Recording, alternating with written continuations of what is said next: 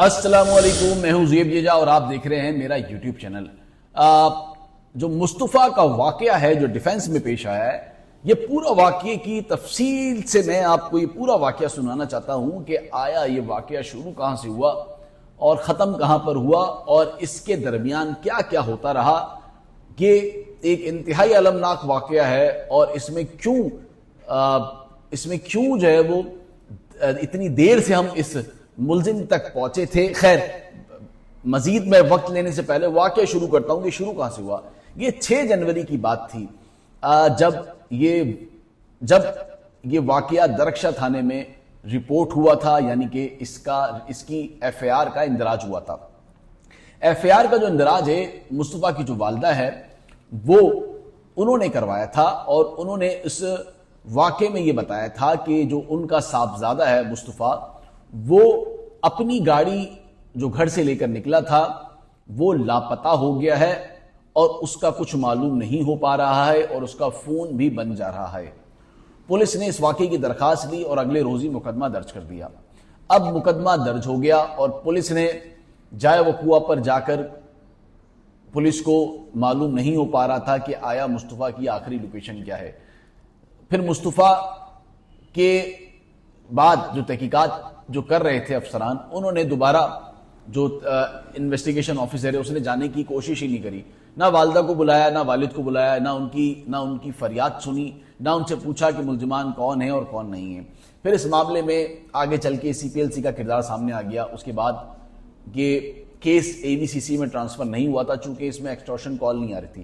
اس دوران جو مصطفیٰ کے اہل خانہ تھے انہوں نے ایک پیغام انسٹا پہ دیا جس میں بتایا کہ جو مصطفیٰ ہے وہ مسنگ الرٹ ہے، اگر کسی کو معلوم ہو تو وہ ہمیں اطلاع کرے۔ اس واقعے کے اس اشتہار کے بعد بہت زیادہ فیک کالیں جو ہے وہ آتی رہیں مسلسل مصطفیٰ کی فیملی کو، اور اس میں مختلف تقاضے ہوتے رہے کہ کوئی کہتا رہا ہمیں 2 کروڑ دے دو، کوئی کہتا تھا ہمیں 2.5 کروڑ دے دو۔ لیکن جب اس پر تحقیقات کی جاتی رہی تو معلوم ہوئی تمام کال جو ہے وہ فیک تھیں، اس بات میں کوئی صداقت نہیں ہے۔ لیکن اسی درمیان جو مصطفیٰ کی والدہ ہیں انہوں نے جو پولیس ہے، جو سی پی ایل سی ہے، جو ہمارے ادارے ہیں، ان کو بتانا شروع کر دیا تھا جس پر انہیں شبہ ظاہر ہو رہا تھا۔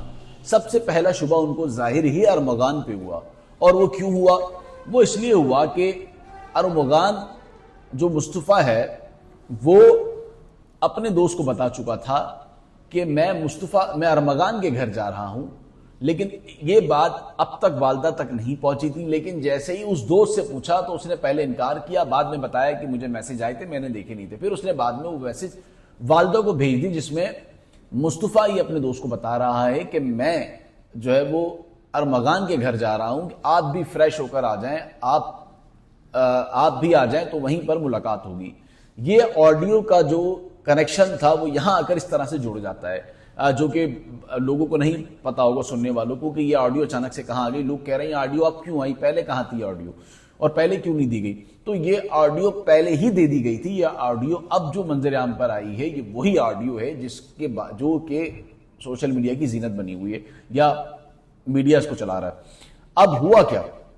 اب یہ آڈیو کا پتہ چل گیا۔ والدہ نے جو ہے وہ بتانا شروع کر دیا اور زور دینا شروع کر دیا کہ ارمغان کو انویسٹیگیٹ کیا جائے، اس کو پکڑا جائے، لیکن جو لوکل پولیس ہے وہ ہاتھ نہیں ڈال رہی تھی۔ اب ارمغان کون ہے، کیا شخصیت ہے، کسی کو اس بارے میں نہیں پتا، اور نہ ہی یہ پتا ہے کہ یہ کیا کاروبار کرتا ہے۔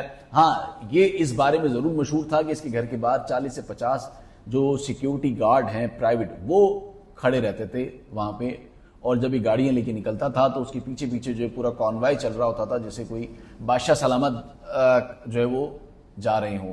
تو یہ بھی بات کمپلیٹ ہو گئی۔ اب ہوا کیا؟ اب اس والدہ نے جو ہے وہ کہنا شروع کر دیا اور زور دینا شروع کر دیا کہ ارمغان کو انویسٹیگیٹ کیا جائے۔ اس دوران کال بھی آگے ایکسٹورشن کی، تو کیس ٹرانسفر ہو گیا تقریباً کوئی 30 کو کیس اے وی سی سی ٹرانسفر ہو گیا۔ اب جب اے وی سی سی ٹرانسفر ہو گیا تو اے وی سی سی نے جب تحقیقات شروع کری اور والدہ نے دوبارہ ارمغان کا بتایا، تو اس دوران جو ایک اور لڑکی کا نام بیچ میں آ رہا ہے، اس کی بھی اور ارمغان اور مصطفیٰ کی بھی آپس میں جو ایک دوستی تھی، انتہائی قریبی گہری دوستی تھی، اور وہ لڑکی جب معلوم ہوا کہ مصطفیٰ غائب ہوا ہے تو وہ بھی 9 جنوری کو اس شہر چھوڑ کر چلی گئی تھی۔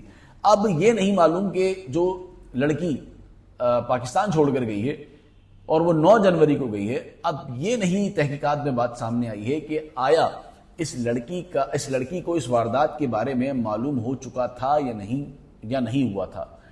اگر تو معلوم نہیں ہوا تھا تو پھر وہ کیوں پاکستان چھوڑ کر گئی، کیوں کراچی چھوڑ کر گئی، اور اگر معلوم تھا تو اس نے کیوں تحقیقاتی اداروں کو نہیں بتایا، اور اگر معلوم تھا تو اس نے یقیناً جو ہے وہ اپنی فیملی کو بتایا، اور اس کی فیملی نے بجائے اس معاملے میں اس کو تحقیقات میں درمیان میں لاتا ہے، کیونکہ بتایا جا رہا ہے وہ کاروباری شخصیت اور کاروباری گھرانے سے اس کا تعلق ہے، تو اس کو جو ہے وہ ایک سیف راستہ دیتے ہوئے باہر نکال دیا۔ یہ ایک ایزمپشن ہے، لیکن چونکہ تحقیقات میں وہ اس کا کہیں ذکر نہیں آ رہا ہے، لیکن بتایا جا رہا ہے ذرائع سے کہ وہ اس کو معلوم تھا لیکن اس نے نہیں بتایا اور اس نے دیر کر دی، اور بجائے بتانے کے خود ملک چھوڑ کر چلی گئی۔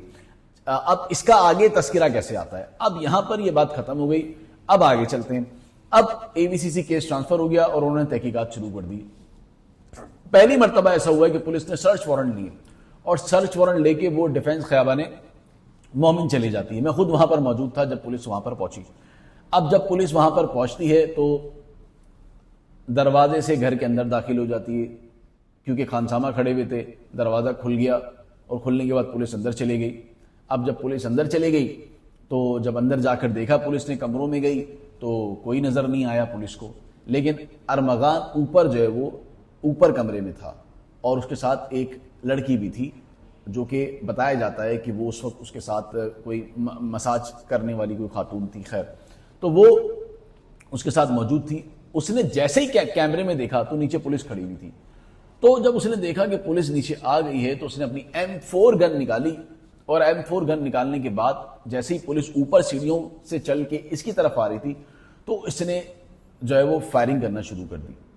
اس کی فائرنگ سے ایک DSP کو پیر میں گولی لگ گئی، اور اس کا جو گن مین تھا اقبال، اس کو بھی جو ہے وہ گولی لگ گئی۔ لیکن پولیس نے جوابی فائرنگ میں صرف اپنے آپ کو اپنا دفاع کرنے کے علاوہ اور کچھ نہیں کیا، کیونکہ معلوم کرنا تھا کہ آیا مصطفیٰ کہاں ہیں۔ اور اس دوران جو SSP تھے انیل حیدر، وہ بھی موقع پر موجود تھے، اور انہوں نے بڑی ہی اپنی یہ کہہ لیں کہ ایک آفیسر جسے کہتے ہیں اس کا کردار ادا کیا، اور بڑے ہی طریقے سے اس کو قابو کرنے کی کوشش کری۔ جب اس نے دیکھا کہ پولیس کی بہت بڑی تعداد ہے اور یہ کیمرے سے دیکھ رہا تھا، تو اسی دوران اس نے جو لڑکی کمرے میں موجود تھی اس کو اچانک سے باہر کی طرف دھکیلا اور نیچے کی طرف کیا کہ پولیس اس پر فائرنگ کر دے۔